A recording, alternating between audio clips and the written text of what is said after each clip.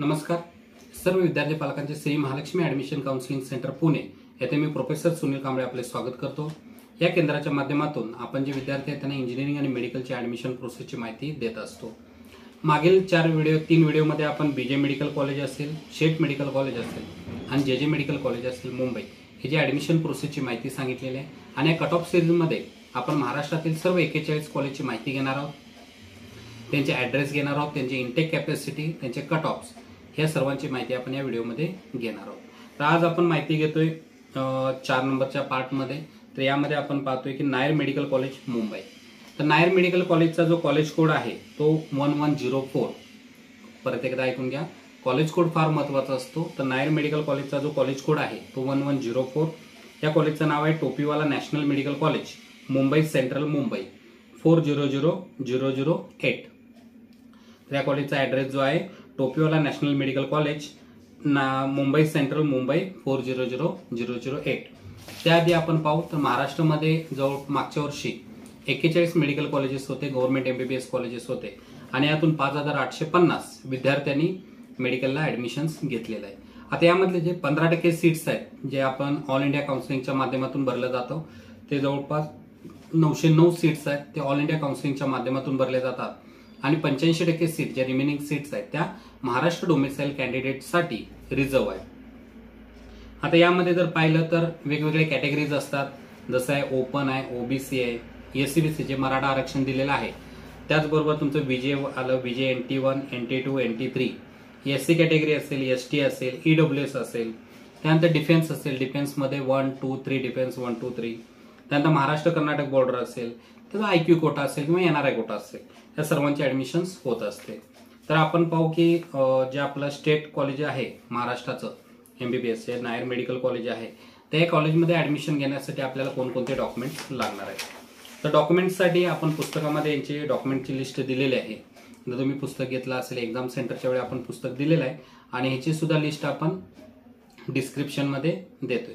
त्याचबरोबर WhatsApp ग्रुपची link देतोय, तिथून तुम्ही ते जॉईन करू शकता। तर यासाठी आपल्याला जे डॉक्युमेंट्स आहेत हे सर्व पहिल्यांदा सॉफ्ट कॉपीमध्ये लागणार आहेत। तर विद्यार्थ्यांना विनंती आहे की जे काही मी डॉक्युमेंट सांगतो ते हे सर्व तुम्हाला सॉफ्ट कॉपीमध्ये घ्यायचे आहेत। तर सॉफ्ट कॉपी म्हणजे तुम्हाला हे सर्व डॉक्युमेंट एखादं झेरॉक्स सेंटर असेल तर झेरॉक्स सेंटरच्या इथं जाऊन ते प्रॉपर स्कॅन करून घ्यायचं आहे आणि स्कॅन करून झाल्यानंतर ते आपल्याला PDF करायचे आहे, ते 300 KB पेक्षा कमी पाहिजे, ठीक आहे। तर यामध्ये तुम्हाला तुमचा कॅन्डिडेट फोटो जो आपला नीटच्या ॲडमिट कार्डच्या वेळी आपण भरलेला आहे, नीटच्या एक्झामच्या वेळी, तो आपल्याला फोटो लागेल। त्यानंतर एज, नॅशनॅलिटी, डोमिसाईल सर्टिफिकेट एकत्र येतं, डोमिसाईल सर्टिफिकेट। त्यानंतर 10th सर्टिफिकेट आहे तुमचं, त्यावर बर्थ डेट असते ती लागते। 10th मार्कशीट लागेल, 12th सर्टिफिकेट, 12th मार्कशीट, त्याचबरोबर नीटचं ॲडमिट कार्ड। आता तुमच्याकडे नीटची जी काय सॉफ्ट कॉपी आहे तर त्याच्या एक 4-5 प्रिंट काढून ठेवा। त्यानंतर नीटचं स्कोर कार्ड, 15 जूनला नीटचं स्कोर कार्ड येणार आहे। आता स्कोर कार्डवर तुमचे मार्क्स येतात, ऑल इंडिया रँक्स येतो, त्या दोन्ही गोष्टी येत असतात। त्यानंतर जर कॅन्डिडेट EWS मधून असेल तर EWS सर्टिफिकेट लागेल। जर कॅन्डिडेट जसं मी मगाशी कॅटेगरीज सांगितलं तर काय कॅटेगरीमधून असेल तर त्याला कास्ट सर्टिफिकेट, कास्ट व्हॅलिडिटी आणि नॉन क्रिमिलेअर।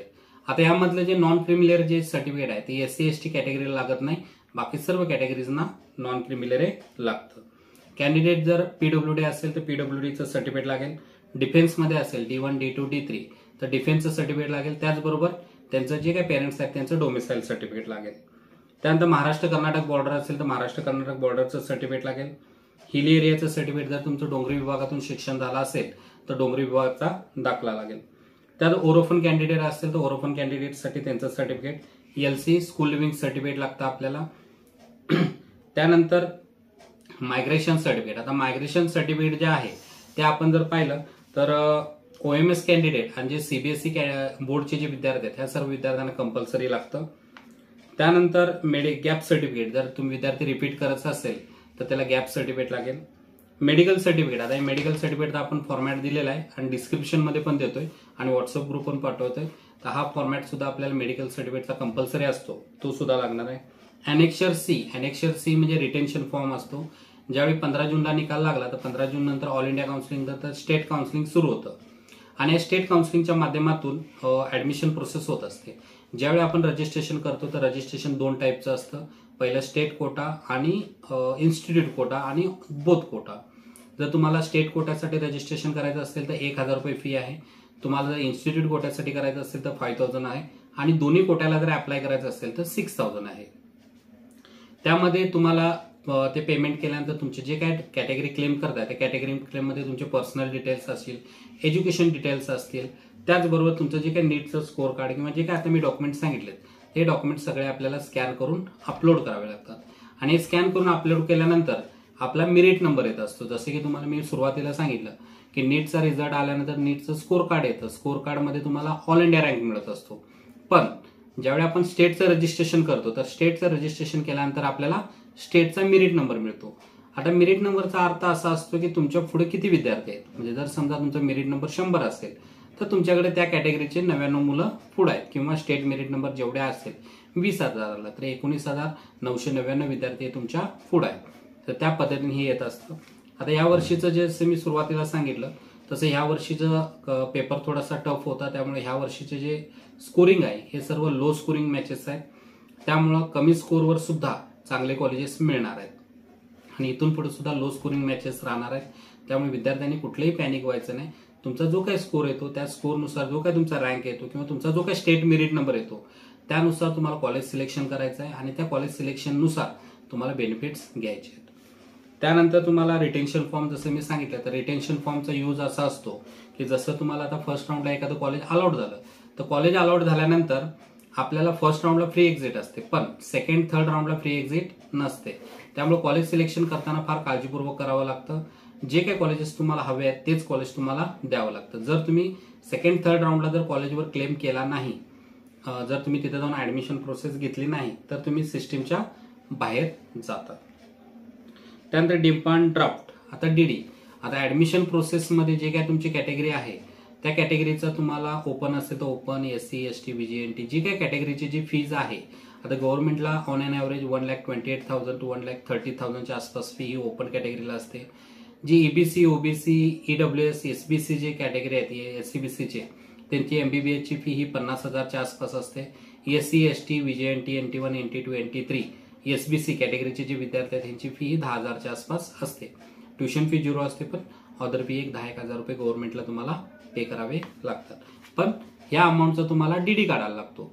आता डीडी ह्याच्यासाठी असतो की ज्यावेळी आपण ऍडमिशन घ्यायला जातो तर ती सीट रिझर्व्ह करतो आणि फर्दर राऊंडला आपण ऍडमिशन घेत असतो किंवा फर्दर राऊंडमध्ये आपण भाग घेत असतो. पण जर तुम्हाला जे मिळालेलं कॉलेज आहे तेच जर तुम्हाला कन्फर्म करायचं असेल तर मात्र त्या ठिकाणी तुम्ही रिटेन्शन फॉर्म भरून ते कॉलेज तुम्ही कन्फर्म करू शकता. त्यासाठी आपल्याला जॅनेक्शर C ज्याला आपण रिटेन्शन फॉर्म म्हणतो आणि डिमांड ड्राफ्ट DD म्हणतो हे दोन्ही डॉक्युमेंट आणि तुम्हाला जसं मी तुम्हाला सुरुवातीलापासून जे सगळे डॉक्युमेंट सांगितलेले आहेत हे सर्व डॉक्युमेंट तुम्हाला स्कॅन कॉपी, एक ओरिजिनल कॉपी आणि 4 ते 5 झेरॉक्स असे सर्व डॉक्युमेंट आपल्याला तिथं सबमिट करावे लागतात. त्यामुळं आता तुमच्याकडे वेळ आहे तर हे सर्व डॉक्युमेंट रेडी करा. त्याचबरोबर ह्यांचे स्कॅन कॉपीज असतील किंवा हे सेट तयार करा. त्यानंतर पाहू आपण कट ऑफ.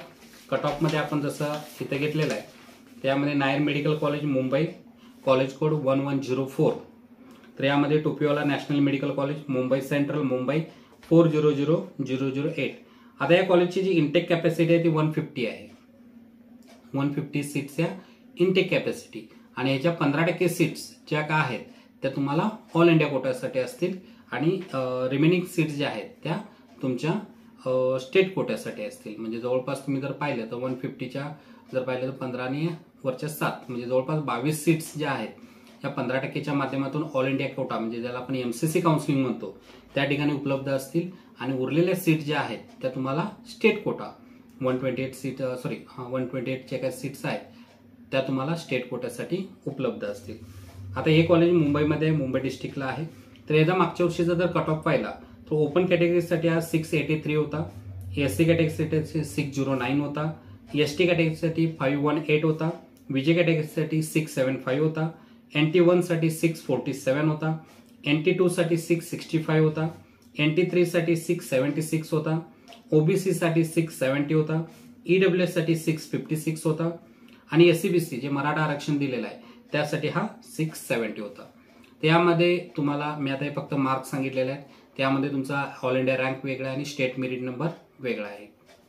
ज्यावेळी तुमचा रिझल्ट येईल तर त्यावेळी तुम्हाला जर काय पेड काउन्सिलिंग आमचं जॉईन करायचं असेल त्या पेड काउन्सिलिंगला आल्यानंतर तुमचे जे काही मार्क्स असेल, तुमचा जो काही मेरिट नंबर असेल किंवा ऑल इंडिया रँक असेल, त्या माध्यमातून तुम्हाला कॉलेज सजेस्ट केले जातात. त्याचबरोबर चॅनेलला नवीन आला असाल तर चॅनेलला सबस्क्राईब करा आणि फ्रेंड्स अँड रिलेटिव्हजना हा व्हिडिओ शेअर करा. त्याचबरोबर जे काही डिटेल्स आहेत ते मी तुम्हाला डिस्क्रिप्शनमध्ये दिले आहे आणि व्हॉट्सअप ग्रुपची लिंक दिलेली आहे, तर तुम्ही तिथून जॉईन करा. धन्यवाद. भेटू पुढील व्हिडिओमध्ये. पुढील व्हिडिओमध्ये आपण माहिती घेतोय टिळक मेडिकल कॉलेज मुंबई. तर टिळक मेडिकल कॉलेजचा जो कोड आहे तो 1102. टिळक मेडिकल कॉलेज मुंबईची आपण माहिती घेणार आहोत. त्यामध्ये त्या कॉलेजचं infrastructure, fees, location, address, cut off आणि त्या ॲडमिशनसाठी लागणारे डॉक्युमेंट्स, ह्या सर्वांची माहिती आपण पुढील व्हिडिओमध्ये घेणार आहोत. धन्यवाद. भेटू पुढील व्हिडिओमध्ये. चॅनलला नवीन आला असाल तर चॅनलला सबस्क्राईब करा. तसेच हा व्हिडिओ आपल्या फ्रेंड्स अँड रिलेटिव्हजना शेअर करा. थँक्यू. धन्यवाद.